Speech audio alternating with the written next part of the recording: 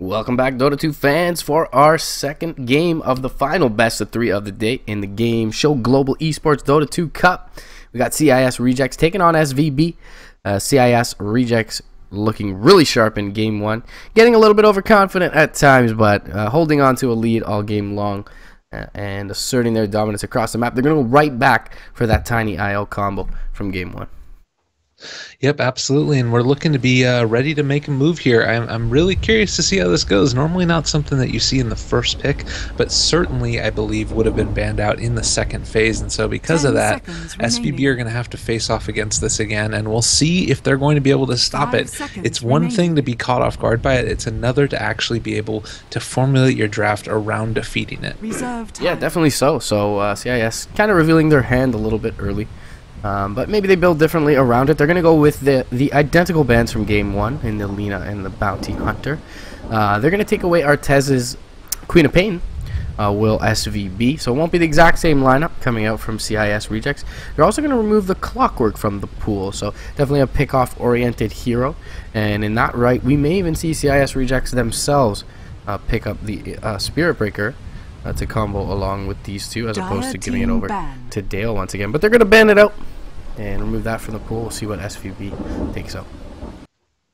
You know, a hero that I feel like could be good for a pick for SVB, although we are on the ban right now, would be that Naga Siren potentially in the support role to help be able to sort of disengage from the IO Tiny stuff, or the Winter Wyvern as well. I think either one of those would be a pretty cool combo. We'll see if it's going to be the case or not. And as we said, we still do have one more ban here.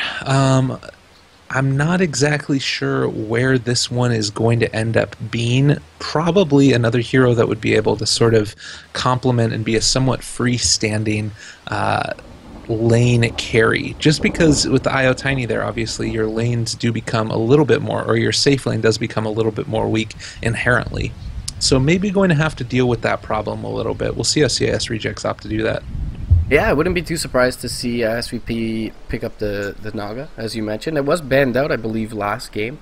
Nice BKB to Piercing Disable as well, and the Riptide synergizes pretty well with the Shadow Fiend's minus armor. So could also see a Gyro pickup from them working out. A call down pretty nice up against the Relocate. It's actually going to be banned out by SVB themselves, so don't want to give, as you were mentioning, safe lane generally a little bit weaker with the IO on the team, and don't want to give a strong safe laner like Gyro over to the CIS Reject. So we'll see what SB are going to go for here. Perhaps this indicates they want to do something like a PL. Gyro deals decently with the PL, especially towards the late game with his flak cannon. So we'll see what SVB's thoughts are relatively soon. Last ban to come out for CIS in the second phase as well. Yeah. I think that the Earthshaker definitely is going to be sitting in the mid also with the Shadow Fiend. That's a combo that you see generally regardless of what's going on. And with a dual mid, potentially at least, as strong as the IO Tiny, it certainly can be a bit of a problem for a Shadow Fiend to deal with. Shadow Fiend, another one of those heroes that's somewhat squishy in the early game, can definitely be taken out if you're not careful. And, you know, honestly, even just a combination of Tiny tossing on in the IO with the spirits going and then toss an avalanche in afterwards, it can be deadly. Yeah, certainly so. To his favor, SF is one of those heroes that if he gets a well-placed Fisher, can nuke down the IO pretty quickly with a couple of raises. So there are ways to deal with it, but certainly no easy task in that mid lane. And that last ban comes out will be the Wyvern. So of course they picked the Tiny IO into Wyvern ES last time, and now they'll only have to deal with that Earthshaker. We'll see what they want to complement that with. A lot of different options. Certainly the offlane role is always going to be alone when you've got this combo, unless you end up trying to run an aggressive dual lane with a solo safe support, but even then that's a little bit strange. I will say that with the Shadow Fiend Earthshaker in the mid, that means that also SVB's safe lane might be a little bit weak as well. And we have seen occasionally, for Dale at least, played that Undying, which hasn't been banned out yet. I kind of expect to see that one potentially. I like the Rubik pick. Yeah, I love this pick here. It's not the most aggressive support, it's not the best babysitting support, but already some great stuff from SVB to steal. Of course, that zero cast point Fisher is always going to be very, very crucial in team fights. So CIS Rejects with a nice pickup there. Probably be Always Want to Fly picking up that Rubik, and he's certainly very capable of playing it. Yeah, definitely. SVB with the next 10 pickup here seconds as well. remaining. The other thing about this pickup is that he gives you that 5 extra seconds no remaining. field in the later stages of the game. So being able to have that magic resistance really, really Reserve key. time. If we do see SVB go aggressive with Radiant this team pick. Ancient Apparition picked up, there's definitely the possibility here that you're going to be able to scale that up, keep your creeps alive in base maybe a little bit longer, somewhat of an underutilized bit of Rubik's kit. And there is a lot of magical damage, even more so now with Ancient Apparition on the team. So that might come into play in the later stages of the game as well. Another piece of Rubik's kit that just makes him very, very helpful. Yeah, 10 AA definitely seconds good up remaining. against the Tiny IO. And I believe earlier it was the Tiny 5 IO to seconds fall for remaining. SVB against the Ancient Apparition. So perhaps using a bit of what they learned earlier on. However, I feel like they're lacking a bit of catch in Dire terms of team their pick. safe lane, especially if the Earthshaker is going to be playing that nomadic role. So we'll see if CIS are able to punish up the safe laner. And they are going to pick a pretty aggressive offlaner in the Tusk. Radiant team ban. And then the Spectre picked up by SVB. What an interesting pick. I think that this is scary as all hell for SVB right now. You got Ancient Apparition. Well, maybe not. So 10 it's still a very seconds difficult remaining. lane. Like if you're going up against the Tusk, he's going to be able to get all up in your face and really mess with you a lot. The flip side of that is that if Spec ends up going for a good amount of points in Desolate, she might be able to out DPS the Tusk at the early stages with the Chilling Touch on as well, because you get the bonus 50 magical damage plus a bonus of 20 pure damage. So that's a lot of bonus damage there coming out from Spec. And the Ember Spirit there as well, very interesting pickup. Yeah, good synergy between the AA and the Spectre, but still feel like that's a pretty damn weak lane, and I wouldn't be too surprised to see an aggro dual lane come out. Ember Spirit, not the greatest solo safe laner, but a very interesting pick going to come out, and it's a good one against Tiny IO, especially with the buffs to Echo Stomp. It's going to be that Elder Titan in the off lane for the Dire side. I love the pickup. Natural Order, obviously a great ability to be able to deal with that Tiny. On top of that, being able to set up your long, big, huge Requiem of Souls coming out from Shadow Fiend. All of these things set up to be really, really nicely here. And like you said, I wouldn't be surprised to see an aggressive dual lane here against SVB. But with the Ember Spirit pickup probably going to be played in the safe lane, Yep. I don't know. It's a little bit dangerous. I mean, they could always opt to run the Ember mid and put the Tiny IO in a tri lane. But yeah, I mean, he's not the greatest solo safe laner, the Ember Spirit. He's not the greatest solo laner in general. Mid lane, though, having the ability to bottle crow or at least pick up those runes generally helps him out. So, waiting to crash here. Here we go. Crashing. I'm pretty excited though. Like kosher. I haven't seen this is my first time seeing an Elder Titan, I think, ever in a professional match, which is pretty cool. And I think that, you know, it's definitely with the buffs that he's received, getting the damage increase from the Ancestral Spirit as well, it all becomes very, very effective in making him a nice offlane there. Yeah, and Ember is a hero that I studied a lot, and he is deceptively weak to physical damage early on. So if you get a big wave of creeps under that Ancestral Spirit, you hit the Ember Spirit as well, you're going to be hitting him pretty hard. So look for them to put someone around the Ember supporting him. I'm back in the game for now. Probably be a couple seconds till I crash the second time, but hopefully we get underway here. Get a quick introduction. CIS rejects on the Radiant side. We got Gorek picking up that Tusk over towards the offlane. Vanscore going to accompany him right now on the Wisp. It's going to be Iceberg once again picking up his Tiny Artas on the Ember Spirit. And always want to fly, as we mentioned in the draft, on the Rubik. Wonderful. And Dale is going to be playing that offlane Elder Titan today for SVB. We've got Pikachu is going to be playing the Shadow Fiend. Smiley is going to be your Ancient Apparition today. Wishmaster on, I can't believe I just crashed out while I was in the middle of introductions, on a hero. He's going to be playing a hero today. Smiley is going to be up on that Ancient Apparition. Finally, VJ is going to be playing. I think he changes his name every game. That's got to be worst once again. On the Earthshaker, but yeah, I crashed as well, so get these formalities out of the way. and hop back into this one.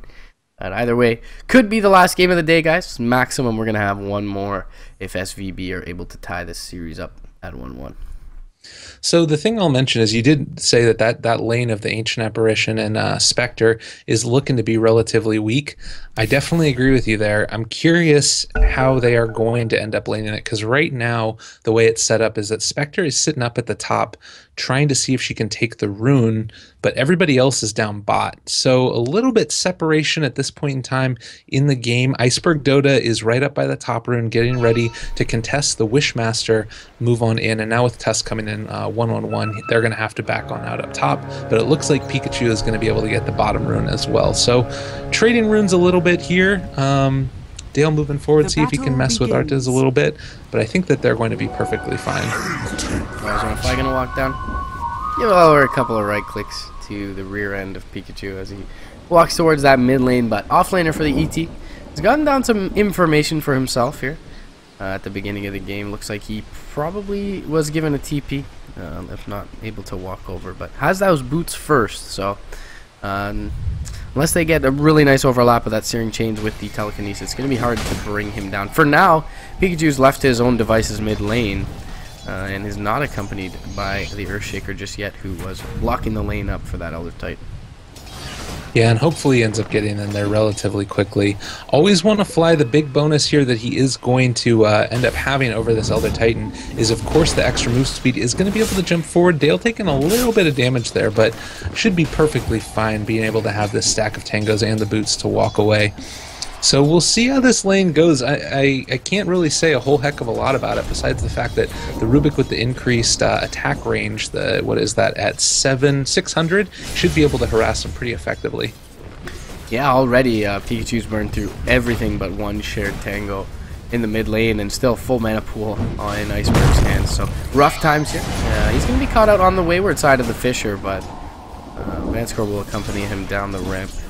He'll be just fine. Dale will start to try and put some damage into Artis, and he keeps him back on this Ember Spirit. Only 5-1 so far for that Ember, so ET doing his job in the first couple waves. Tusk nails up that snowball, and he's going to go forward onto Smiley, but we'll back off there after. He's going to get hit with the Spectral Dagger. A couple big Chilling Touch hits will bring him low, but very seldom will they have the kill potential on this Tusk unless he majorly missteps. Yeah, they do have that 1 point in Desolate. We'll see if that ends up playing any type of role at all. Ooh, with Spectral Dagger down, Wishmaster might be in a little bit of trouble. There's the snowball forward again, and there's first blood. Spectre ends up getting taken out. A little bit unfortunate down here in this lane, but we'll see how it ends up working out. It's still young at this point in time. Yeah, I mean, Tusk against any dual lane is often disruptive, but one that has absolutely no catch is always going to be tough. And Spectre generally considered a weak lane early on, especially when you don't have any points in that dispersion to mitigate some of the incoming damage. Wrap around mid lane from Vanscore, and they're going to jump in with the combo. VJ Link will be there in order to block him off with the Fissure, but Vanscore going pretty deep with the right clicks. 21 HP left on that Shadow Fiend. Vanscore going to pay with his life. And Earthshaker gets the kill. As he tends to do, talking in all chat about it. So 1-1 is your score. 250 into the game, and Shadow Fiend recovering nicely. 14 CS in that mid lane, right up at the top of the board. And you do see as well the stacks getting played over here by this Earthshaker. Going to make sure that everything's all hunky-dory. He's going to fight Iceberg Dota here as soon as the stacks go out. That is excellently played by CIS Rejects right there. Not going to be able to get the kill on the return either on Iceberg, but as soon as they knew that Earthshaker was out of their lane, they opt to jump on him and get the kill. Yeah, they even fooled me. I went over to look at the stacks, missed the kill like a noob. But either way, Cork going to find a lot of farm under this tower, and Dale, bot lane, is going to get Searing Chained up and burnt down. The Flame Guard, the one last right click from Always Want to Fly will be there to bring him down. So things looking good once again early game for CIS Rejects. And so far the laning configuration has worked out pretty well for them. They're going to toss back Pikachu, and Tiny is on the right side of the Fissure this time. And the IO with the Spirits actually will be able to pick up the SF. ET going to jump towards mid. Not sure exactly what Dale can do here with this rotation, but he will try to chase down Iceberg, it seems. No. Just going to try and find the farm while the SF is dead and leave Ember Spirit with a lot. Top lane, Tusk gonna go in. He'll find Smiley once again. He may die off, and probably will die off to the Spectre here. So not sure if that trade was worth it, but still, for an offlaner, Tusk finding quite a bit. Mid lane.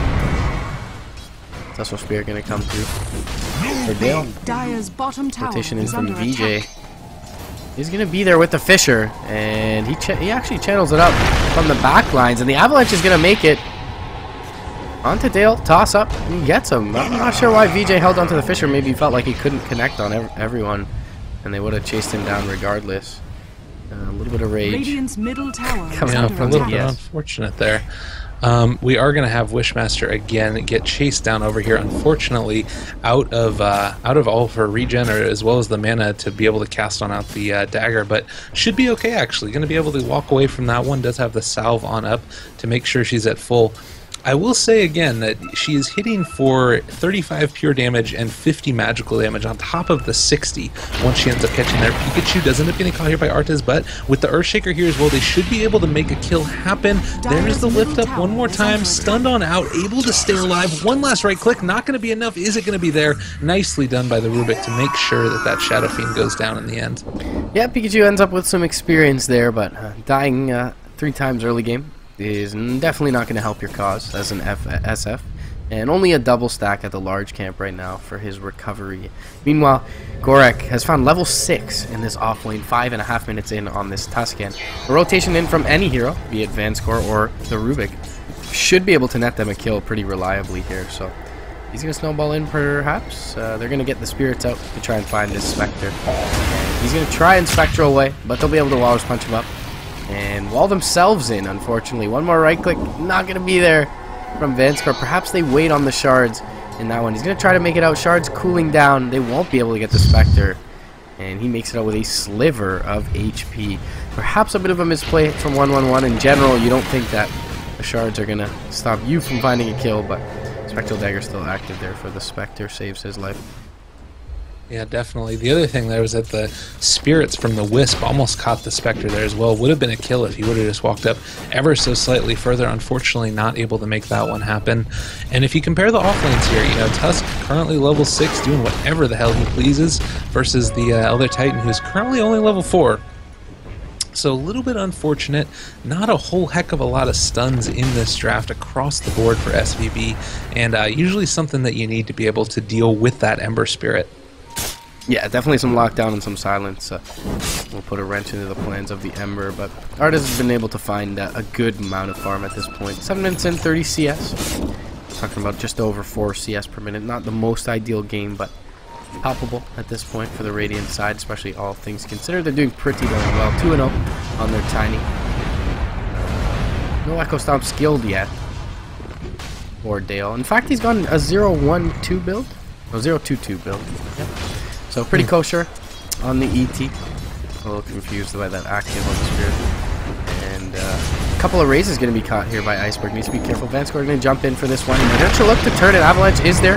Toss as well. They're going to toss him back. The raise not going to be there, but the Fisher from the high ground and the Haunt Illusion will finish off the Tiny. So a little bit of overconfidence there. Interesting to see Artez hold his TP in the bot lane on the Ember Spirit. Not going to go in on that one.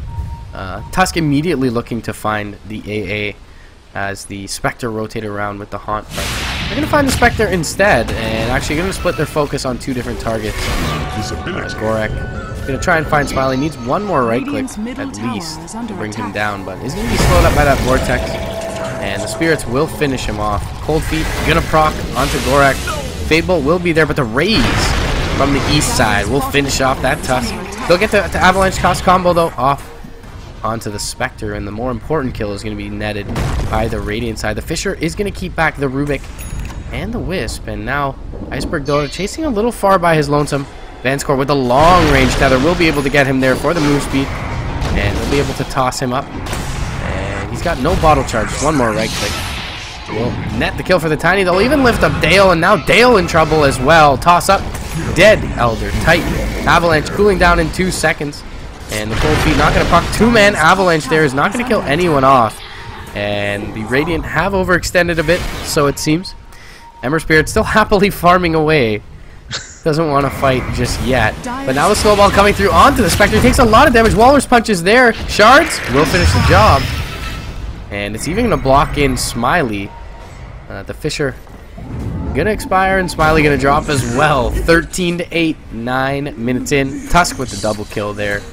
And the Radiant are getting far too much at this point. They were diving tier 2s there. They did not care about anything. Now we got the IO relocate in. Pikachu is freaking dead. Just in a second with that lift, they're going to be able to do it. Also worth noting, Always Wanna Fly was able to steal the Astral Spirit as well. So pretty much going to be able to do whatever he wants. He's going to have a heck of a lot more movement speed, a decent amount more damage as well. He's hitting for about 110 right now, roughly. A whole heck of a lot of damage gets called. That actually looks to be real. Yeah, I wouldn't blame them. I mean, it's the 5th game of the day, and the first game was a 70-minute one, so looks like SVB will tap out of this one, guys. Understandably so. Artez having an excellent game on the Ember Spirit, really beat up those creeps in the bottom lane. And meanwhile, the rest of his team putting them on their back and winning the game for them. So SVB gonna end up dropping 4 games today in 2 series overall. This has been GameShow, guys, the Global Esports Cup Season 1 CIS qualifiers. We've got more action coming your way starting tomorrow at 15 CET. If you guys enjoyed the cast, be sure to follow me, Morage, please, at MRP_Dota, and my co-caster, Lyrical Gangster, at Lyrical Gangster. The E is a 3 on Twitter. Be sure to send us all your love and all your flame. So thanks for joining us today, guys. CIS Reject's going to take a convincing 2-0 in this series and validate all you bettors with your 84% non-value bet. But be sure to join us once again tomorrow, guys. GG. Lyrical, any last thoughts? Last thoughts, I love this tournament. Absolutely fun, and we spent more time in the draft this time than we did in the game. That's always fun to see. And yeah, get a couple of niche picks here. Unfortunately for the Elder Titan and the Spectre, they're not exactly as powerful in this game as the patch notes perhaps indicate. But either way, CIS with a convincing victory. Espera grind one out as well against SVB. And we're going to be MRP, Lyrical Gangster, your English coverage. Signing out, guys. Thanks for joining us. And we'll be back tomorrow, 15 CET.